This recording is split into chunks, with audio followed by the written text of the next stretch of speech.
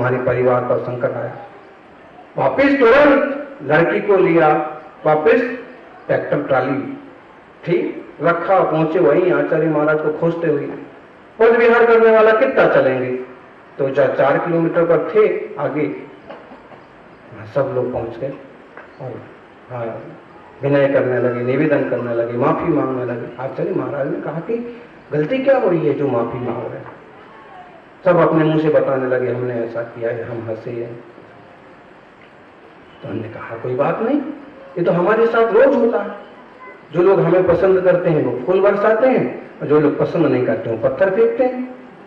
जिनको हम अच्छे लगते हैं, जिनके हमारे पे भक्ति है, वो पूजा करते हैं, गीत गाते हैं, और जिन्हें हम नंगे दिखते हैं, गंदे दिखते हैं, वो गाली देते हैं। कोई बात नहीं, आप लोग चाहिए। उन्होंने कहा नहीं नहीं, इससे तो बहुत कुछ ज्यादा हो गया। जब से ये बात हुई है तब से ये लड़की जो है तड़प रही है, और मुझे लगता है कुछ हो गया, किसी ने कुछ कर दिया। आचार्य महाराज बोले कि हम दिगंबर साधु हैं, किसी का कुछ गलत नहीं करते, मैंने कोई अभिशाप नहीं दिया। अगर कोई हमें वंदन करता है तो खुशी खुशी उसकी खुशी का आशीर्वाद जरूर देते, बाकी गलत करने वाले को हम गलत का आशीर्वाद नहीं देते। उन्होंने कहा बाबा जो भी है ऐसा हो गया, अब आप ही कुछ करो। कहते हैं आचार्य महाराज हैं सहज रूप से वात्सल्य प्रिय होते हैं गुरुजन तो। और जैसे उनने बेटी को उनके सामने सिर झुकाने को कहा, उनने पीछे लगा दी। बस पीछे लगाते सेकंड हुआ नहीं कि वो एकदम दुरुस्त। देवी लोग कहने लगे कि देखो हमने कहा था ना कि तूने गलती की इसलिए ऐसा हुआ। उन्होंने कुछ नहीं किया। तो ये तपस्वियों के पीछे जैसे एक अनेक श्रावक होते हैं, वैसे ही कई बार छोटे मोटे देवी देवता भी इनके पीछे सेवा में होते। और उसका उदाहरण जैसे विमल सागर जी और सन्मति सागर जी गुरुवर का जीवन। सन्मति सागर जी गुरुवर के जीवन में तो कई लोगों ने बोला ना कि रात को आरती होती थी तो गीत बजते थे तो कोई रहता नहीं था। वो एक तरह के ओघा तपस्वी थे, और इन चीजों में मतलब नहीं रखते हुए भी अपने, और इसलिए देवता भी उनकी सेवा में हाजिर हो जाते। ज्ञानियों ऐसे महान साधक जो गाली में भी गीत ढूंढ लेते थे। हम एक वक्तव्य पढ़ रहे थे कि आचार्य विमल सागर जी से किसी ने प्रश्न किया कि जब लोग गाली देते हैं तो आपको बुरा नहीं लगता? तो बोलते हैं कि बुरा क्या लगना, गाली भी तो एक प्रकार का सम्मान है। वो श्रावक कहता है गाली सम्मान है कि अपमान? गाली तो सम्मान नहीं हो सकती। बोले अर्थ करना सीखो, सकारात्मक सोच लाओ ज्ञानी, तो गाली भी गीत बन जाती। सकारात्मक सोच हो तो अपना अपना कुछ भी अपना नहीं और सब कुछ अपना। बोले कैसे? बोले जैसे किसी ने कहा पागल, तो क्या गलत कहा उसने? पागल तो ही है। अक्सर कर जो ना समझ होते हैं, वस्त्र विवस्त्र लोग होते हैं, उनको बोल देते हैं पागल। तो पागल बोला तो बोले पागल मतलब पापों को जो गलाए सो पागल, ऐसा सोचते हैं, इसलिए हमें बुरा नहीं लगता। और फिर जब लोग कहते लुच्चा, लुच्चा भी तो एक गाली है, लोग व्यवहार में लुच्चा अच्छा नहीं माना जाता, तो बोले लुच्चा, लुच्चा बोले तो समझना लुच्चा मतलब किस लॉन्च करने वाला, लुच्चा लॉन्चने वाला, तो वो भी तो मैं करता ही हूं, बुरा क्या है? और फिर बोल दिया नंगा, बोल देते, तो फिर उसमें बुराई क्या है? बोले हैं मैं जैसा हूं वैसा। और ना गांधी जी का भी एक प्रसंग आता है। गांधी जी को अंग्रेजों ने कह दिया नंगा फकीर, तो बोले गांधी ने जो जवाब दिया, कहा कि मैं फकीर जरूर हूं लेकिन अभी नंगा फकीर नहीं हूं। नंगा फकीर बनने के लिए बहुत मेहनत लगती है, बहुत शुद्धि लगती है। नंगा फकीर देखना है तो हिंदुस्तान में दिगंबर मुनियों को देखो। अगर किसी ने कह दिया तो ये तो, अगर श्रावक को भी कोई नंगा बोलते ना तो उसको बोल देने का ऐसे ही कि भाई मेरी भी यही इच्छा है। लेकिन सामने बोलने वाले का जो ढंग होता है ना, उससे अपन अप्रभावित हो जाते हैं। क्या रे मेरे को गाली दी, उसका मतलब होता है कहने का मतलब कि जैसे भिखमंगा कहना, और भिखमंगा कह दिया तो बोली भिखमंगा। अरे आहार को जाते हैं और श्रावक जब देता है तो एक तरह से मांगते जरूर नहीं, लेकिन अब अगर कोई बोल दे नालायक, फिर तो बोले इसमें भी क्या बोली बात, नालायक, मैं संसार के लायक नहीं था इसलिए मैं यहां में नालायक ही दूं। सकारात्मक सोच के धनी थे वो। उस वक्तव्य को पढ़कर के अजब गजब लखा। उसी जो शायद वात्सल रत्नाकर में एक और इसी टाइप का प्रकरण आया, वो है ध्यान पर। वो ध्यान से बीमारियां ठीक कैसे की जाए। उनका अपना जो चिंतन है, चूंकि आत्मचिंतन भी वो करते थे, नमोकार के जाप भी वो करते थे। जिन लोगों को उनके आसपास रहने का अवसर मिला उनको मालूम है कि ढेर सारी माला रहती थी, और फिर ये माला, फिर ये माला, फिर ये माला, फिर इतनी माला, फिर ये वाली इतनी माला, फिर अमुक मंत्र की इतनी माला। वो मंत्र जाप का भी उनको गजब का अभ्यास था, आनंद था। फिर भी जो हमने उस चैप्टर में पढ़ा तो बोले अगर दांत की बीमारी हो जाए तो 16 स्वर दांतों पर लिखो, ध्यान करो। सिर दर्द हो जाए तो अरिहंत भगवान की स्थापना यहां श्वेत वर्ण में करो, स्फटिक की तरह ऐसे दिया। और ध्यान में शिखर जी की वंदना करो, कैसे करो, ऐसी बातें हैं जो श्रावकों को, साधुओं को भी समझना है। जैसे बोले ध्यान में शिखर जी की वंदना करना है तो बस ध्यान में बैठ जाओ और समझो ये क्या है, यहां पर ये मधुबन है। मधुबन से चले, सबसे पहले क्या आया, सीता नाला, नाक। फिर दूसरी तरफ थोड़े आगे बढ़े तो गंधर्व नाला। दो नाली रहते रहते कि नहीं।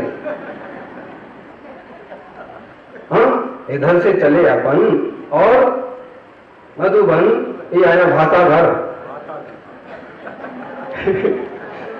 सीता नाला, गंधर्व नाला। और आगे चलो, फिर आगे देखो दो रास्ते, ये रास्ता गया पार्श्वनाथ टोंक, ये रास्ता गया चंद्रपुर टोंक। अब तुम्हें यात्रा कहां से चालू करना है? तुम्हें यात्रा पहले जाना है तुमको पार्श्वनाथ चौपड़ा, चौपड़ा कुंड, तो सीधे जाओ ए चौपड़ा कुंड। फिर यहां से यात्रा चालू करो, पार्श्वनाथ की तरफ जाओ, ये समझो पार्श्वनाथ भगवान की टोंक। और फिर सब टोंकों की रचना करो और इधर हो गई चंद्रपुर भगवान की टोंक। और आराम से समय शिखर की यात्रा ध्यान में, पूरी समय शिखर की यात्रा करो। ये अजब गजब संत थे, इन लोगों को औषधि की भी जरूरत नहीं पड़ती थी, ध्यान से ही बीमारियां सही कर लेते, क्योंकि उनका ध्यान बीमारियों के लिए नहीं होता था। लेकिन अपने यूं ध्यानस्थ हैं, बीमारियां भी समाप्त हो जाती थी। ऐसे चिंतन करने वाले महान साधक ज्ञानियों, उतने बड़े साधक होने के बाद भी उनकी अजब गजब भैया व्यक्ति की भावना थी। छत्तीसगढ़ के बिहार के प्रसंग में कहो या फिर जहां श्रावक नहीं मिलते थे, आचार्य महाराज बताते थे कि आचार्य विमल सागर जी सब साधुओं के कमंडल 5-5, 10-10 कमंडल ले लेते थे। एक रस्सी में यूं रस्सा कमंडल फंसाए बूढ़े साधुओं के, और फिर बोले हम क्या करते थे, वो सब कमंडल आचार्य महाराज पर आए, मेरे फिर पानी की जरूरत पड़ती थी साधु को, तो हमारा कमंडल बोले इतना बड़ा था। कितना बड़ा? काफी बड़ा कमंडल था, 5 लीटर भी पानी आ जाए, बोले 5-7 लीटर। तो हम अपना पूरा कमंडल भर करके हम तोप के चलते थे कि हम इनको जरूरत पड़ेगी। देखो साधु जीवन कैसे चलता है, आत्म ध्यान के साथ साथ चारित्र की साधना कैसे होती है, वो दिगंबर मुनियों के जीवन से देखने को, सीखने को मिलता है। इन बातें करने वाले और आत्मा की चर्चा करने वाले लोग बहुत हैं। उन्हीं लोगों से कहें कि प्रैक्टिकल चारित्र क्या होता है, प्रैक्टिकल जो दिगंबर महावीर स्वामी का रूप था वो कैसे जिया जाता है। तो जब भी वह रूप देखना है तो किसी श्रेष्ठ साधक की शरण में जाना पड़ेगा। ये भेद विज्ञान के साथ चारित्र तप की साधना करने वाले तपस्वी, तो वैसी वैयावृत्ति की भावना, वैसी करुणा की भावना, ऐसी करुणाधारी। एक प्रसंग आता है कि एक जगह रुकने का अवसर आया, ठंड का मौसम था, एक ही रूम था। शिष्य रूम में, सब लोग रूम में रुको। अब गुरु जी के लिए जगह ही नहीं बची, साधुओं के लिए जगह नहीं बची। फिर भी गुरु जी ने कहा सब साधु बैठ के लेट के कैसे भी एक रूम में रहेंगे। शिष्यों ने सोचा गुरु जी आप कहाँ रहे हैं? उन्होंने कहा कि भाई आज हम दिन रात भर ध्यान करेंगे, आज बढ़िया अवसर मिला है। बोले भी क्या, दूसरा रूम हो, बंद जगह हो तो कहें कि आप यहां बैठो, और ये कह रहे हैं कि आप अंदर बैठो हम बाहर बैठे, वो स्वीकार नहीं। क्यों? क्योंकि उनका तर्क है कि मेरे अकेले के पीछे तुम 15 लोगों को तकलीफ नहीं होना चाहिए, और मेरा तो अभ्यास भी है, तुम लोगों का तो अभ्यास भी नहीं है किसी किसी का, तुम सब रूम में रुको। रूम में रुका दिया, कक्ष में, खुद ध्यान में बाहर बैठ गए। साधुओं को फिक्र हुई कि ध्यान में रात भर बाहर बैठे हैं, कड़ाके की सर्दी है, हम अंदर रूम में सर्दी लग रही, महाराज जी का क्या हुआ? लेकिन वो बाहर गए, आचार्य महाराज बैठे थे ठंड में, लेकिन शरीर ठंडा नहीं हुआ। जब उनको गौर से देखा तो उनके शरीर से पसीना बह रहा था। साधुओं को आश्चर्य हुआ, अजब गजब क्या बात है। अब इनको डिस्टर्ब भी करना तो न ठीक नहीं, चुपचाप अंदर चले गए ठंड की मारी वापिस। सुबह जब हुई तो पूछा कि भगवान हम तो रात में 2-3 बार आए और आपको तो पसीना आ रहा था, आपने ऐसा क्या किया, आपको ठंड लगी? उन्होंने कहा ना, पसीना तो हमने देखा। आपको पसीना क्यों आ रहा था? उन्होंने कहा कि हमने कहा था ना हम ध्यान करेंगे, आज हमने अग्नि धारणा नाम का ध्यान किया। धर्म ध्यान के अंतर्गत पृथ्वी धारणा, जल धारणा, अग्नि धारणा, वायु धारणा, इस तरह का एक ध्यान होता है। आज हमने अग्नि धारणा नाम का ध्यान किया। लोगों को आश्चर्य हुआ, साधुओं को आश्चर्य कि ध्यान में इतने गहरे डूब गए कि अग्नि का ध्यान करने से इनको इतनी गर्मी लगी कि शरीर से पसीना आ गए। ये संभव है, लेकिन जितना परफेक्ट उन्होंने किया, ये सबको करते बनता नहीं। जैसे हम किसी चीज को ध्यान करें और वो उपस्थित हो जाए, किसी व्यक्ति को याद करें वो आ जाए, ऐसा आज भी थोड़ा थोड़ा तो होती है। लेकिन इतना अजब गजब कि बर्फ का ध्यान करें और ठंडे हो जाए, अग्नि का ध्यान करें और गर्म हो जाए, ये उनके जीवन का एक प्रसंग है। जानियो ऐसे साधक और तीर्थ भक्त तो थे ही, पूरे देश भर की यात्रा की। शिखर जी में कितने चतुर्मास हुए? बोलो बोलो, कितने चतुर्मास हुए शिखर जी में? विमल सागर जी 5 से ज्यादा चतुर्मास हुए। कितने हुए? 7 चतुर्मास। तीर्थ भक्त शिरोमणि आचार्य महावीर कीर्ति जी तो तीर्थ भक्त शिरोमणि नाम से भी कह जाते थे, लेकिन उनके शिष्य भी कम नहीं थे। आप देख लो 7 चतुर्मास, और देख लो कुछ लोग, कुछ साधक को थोड़ी सी शक्ति बनती है कि नए नए तीर्थ अपने अपने नाम से, लेकिन उन्होंने वो नहीं किया। उन्हें शिखर जी के लिए जैसे जीवन समर्पित किया। मेरे को लगता है, और लगता क्या है, ये तो आप सब भी जानते होंगे कि अगर वो इतने लंबे टाइम तक लगातार शिखर जी की आराधना, वंदना और साधना में समय न बिताते तो शायद शिखर जी के दर्शन आप लोगों को दुर्लभ हो जाते। क्यों दुर्लभ हो जाते? इसके पीछे 10 कारण हो सकते। चौपड़ा कुंड की स्थापना में भी उनका ही मार्गदर्शन और हाथ है। आगे सब लोगों को वंदना करने का अवसर मिले, उसके लिए भी उनका ही है। लालू यादव तब मुख्यमंत्री था और उसको भी समझाया कि देख ऐसा कर, ऐसा करेगा तो तेरा भला होगा। है? एक तो मेरे को किसी ने ये भी बताया, बोले महाराज जी ने संघ के कोई श्रावक लाए अंगूठी वगैरह, इसका सम्मान। महाराज जी ने कहा ठीक ला, मैं हाथ लगा देता हूं, जब तक ये अंगूठी इसके हाथ में रहेगी तब तक इसको मुख्यमंत्री की कुर्सी से कोई नहीं उतार सकता। किसी ने मेरे को बताया। इस टाइप के लोग जो हैं इस बात को कभी कभी मान भी लेते हैं और कभी कभी लापरवाही भी कर देते हैं।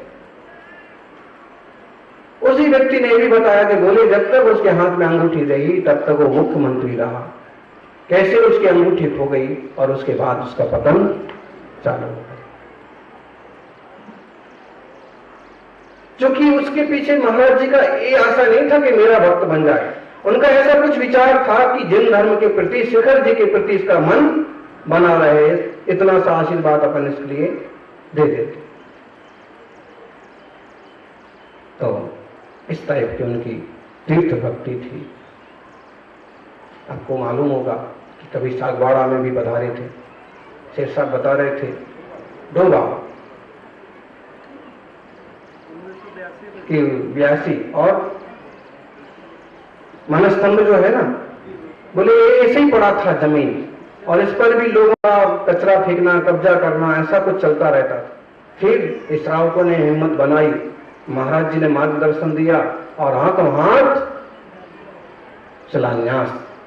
शिलान्यास के बाद बोले 10 साल फिर भी काम नहीं हुआ, लेकिन हम श्रावकों के मन में था कि विमल सागर जी ने शिलान्यास किया है तो कभी न कभी तो बनेगा ही बनेगा, और मानस्तंभ बन करके आज शान से खड़ा। ऐसे लगता है कि यहाँ कोई 10 साल का और समाज का और कुछ लेना देना लगता है?